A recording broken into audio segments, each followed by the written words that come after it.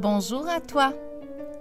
Lorsque nous nous sommes vus la dernière fois, je t'ai raconté comment fonctionnait le gouvernement fédéral et provincial. Je t'ai aussi parlé du droit du vote pour les femmes. Aujourd'hui, je vais te raconter une période de temps qui s'est passée juste avant la Première Guerre mondiale, la Belle Époque. Alors, viens avec moi, je t'emmène et ensemble, on va remonter le temps pour aller découvrir une ère de prospérité et de grands progrès pour la province du Québec, mais aussi pour le monde entier. La Belle Époque.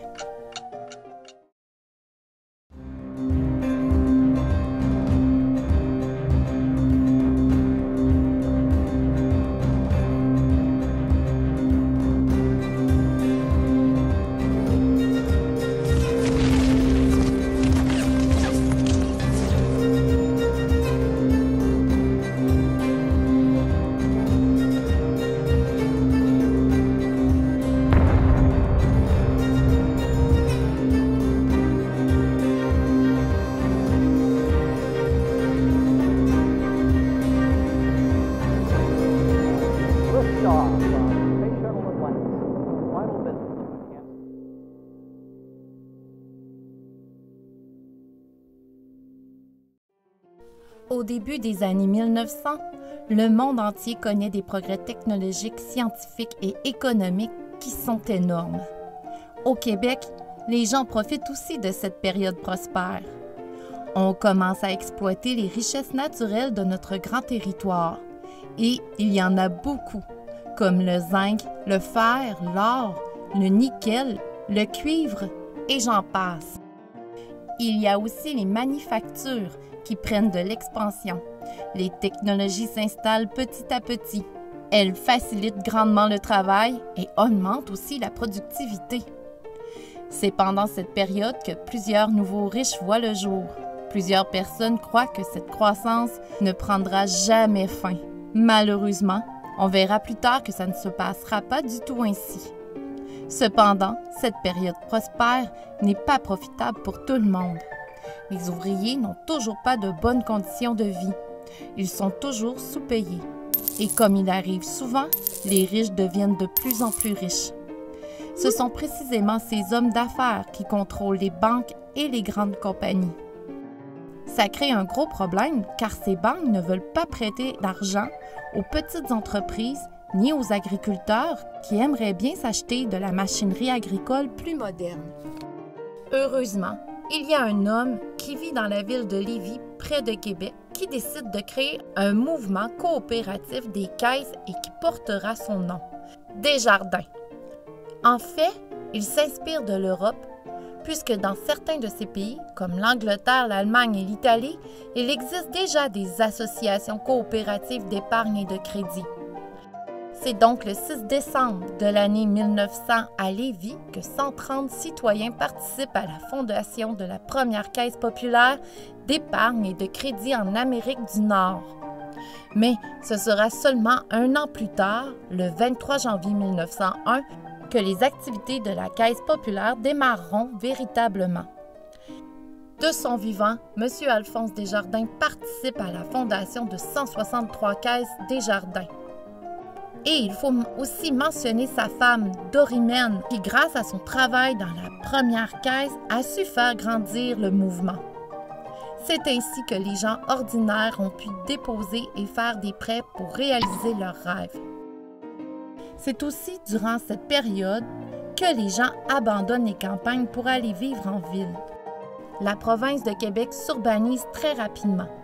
Montréal grandit tellement vite que les villes et les villages aux alentours en deviennent des quartiers grâce au tramway qui rend facile d'accès à tous ces endroits.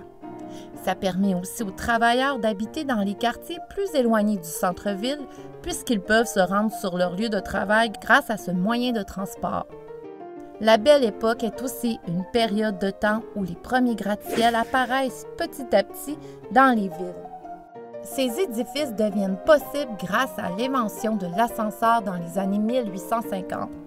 Au début des années 1900, une course au plus haut gratte-ciel est déclenchée par l'Empire britannique. C'est d'abord la ville de Toronto qui aura la médaille avec un bâtiment de 15 étages. Puis d'autres villes comme Vancouver auront quelque temps le titre du plus haut gratte-ciel. Même Montréal, la métropole, aura le titre avec le bâtiment de la Banque Royale. Ce sera de courte durée puisque Toronto reprendra le titre avec l'Hôtel Royal York. Cette course se terminera avec l'édifice de 34 étages de la Banque canadienne impériale. Mais mondialement, celui qui restera le champion pendant de nombreuses années est à New York et se nomme l'Empire State Building. Il y a aussi les magasins à grande surface qui font leur apparition dans les grandes villes, comme le Morgan situé sur la rue Sainte-Catherine à Montréal. On y trouve de tout, comme des meubles, des appareils ménagers, des vêtements et beaucoup d'autres choses. Il est vrai que pour nous, un centre commercial, ce n'est pas si impressionnant, puisque nous commandons beaucoup sur des sites comme Amazon de nos jours. Mais il faut imaginer une époque où il était difficile de se procurer certaines marchandises. Mais là, avec un grand magasin où on peut se procurer toutes sortes d'articles, les gens sont comblés. Le progrès est très présent à la Belle Époque et toutes les inventions qui font leur apparition changent grandement et facilitent la vie de la population. En effet, c'est à cette époque que l'électricité apparaît dans les villes. Plus besoin de lampes à l'huile ou encore de bougies. Il y a aussi le téléphone, cette belle invention qui a été inventée en 1876, qui aide à communiquer plus facilement. Cependant, à ses débuts, le téléphone sert plus pour les gens d'affaires. Toutes ces inventions auront pour effet d'en entraîner d'autres. Par exemple, l'électricité permettra l'invention des réfrigérateurs, des cuisinières, des grille-pains, des fers à repasser et j'en passe. Pour ce qui est des moyens de transport, la bicyclette devient de plus en plus utilisée. On la voit beaucoup en ville, mais aussi dans les campagnes. L'automobile est de plus en plus présente sur les routes. Par contre, c'est seulement les riches qui peuvent se le permettre au tout début. Mais le moyen de transport qui impressionne le plus est bien sûr l'avion. Le premier vol officiel a lieu en 1903, mais tellement d'essais ont été faits bien avant. Plusieurs personnes se sont blessées gravement et sont même morts pour essayer de faire ce qu'un oiseau peut faire si facilement. Voilà, c'est tout pour aujourd'hui. On peut dire que le début des années 1900 a façonné le monde moderne. À partir de la Belle Époque, tu verras, les changements se feront très rapidement.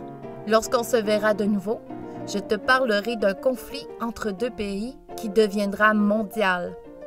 N'oublie pas de t'abonner, de mettre un pouce en l'air et d'activer la cloche si tu as apprécié et tu veux voir mes prochaines capsules. À la prochaine!